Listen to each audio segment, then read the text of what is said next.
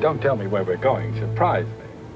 I remember as a child watching films where the characters were driving around and I would wonder if they just had better cars in America, because no matter how bumpy the roads got or how fast they went around corners, they'd always stay perfectly in place.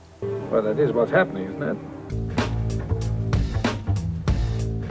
Things are too clean for my tastes, and man, I miss the dirt. It wasn't until I learned about rear projection that the movie magic was revealed to me, and it became apparent that the filmmakers work with the limitations of the technology they've got. I think they were on their way to a funeral. Have a look at this scene from the Italian series Gomorrah. It's all filmed for real. The characters are part of an organised crime gang on their way to what will be a tense meeting with a rival clan. You can feel the road, the movement of the car, and it adds to the intensity of the scene. The rival streets are quite literally affecting our characters. This sequence from Skyfall was also filmed for real. Every bump in the road is felt by the actors, and it adds to the seriousness of the situation they find themselves in. They're being hunted by a dangerous assassin, and they're on their own. Imagine this being filmed on a virtual stage, trying to fake the car movement and not doing a very good job. I don't think it would work. Somewhere we'll have the advantage. In the 1930s, rear projection became possible as technology caught up with imagination.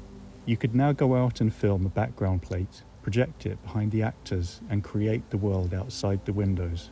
This film, called Liliom, is the first time that rear projection was used, and it enabled film to have actors on a moving train with a fantasy world outside the window. There's no attempt to have the camera or actors move in the way they might on a real train, but for a first go, it's a great scene.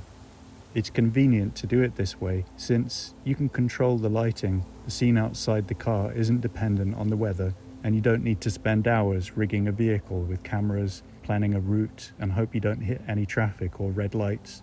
And most importantly, it's far easier to record dialogue in a soundproof studio. Will you just give me some time to think? When you see some bad rear projection, it can very quickly unsuspend that cinematic disbelief, as you can suddenly see the sleight of hand that the magician is trying to pull. As an audience, we can let these occurrences in old films slide, because it's become part of the aesthetic of the era. Oh, behave. We've been making films for over 100 years, and we've got all the technology we could ever need. Rear projection has evolved into the current state of the art. The entire world rendered on the fly in a virtual production environment, filmed live against a giant video background with total control over every aspect. The thing is though, you can create a realistic shoot for the cars and vehicles with natural reflections. You can ask your extras to pretend like the vehicle is moving around, but you can't fake G-forces. Sometimes it's done well, the gaps are worked around, and it'd be difficult to spot. Other times though, it's as if all the action is taking place in a sterile container with all the rough edges smoothed out and cameras flying around all over the place. Maybe.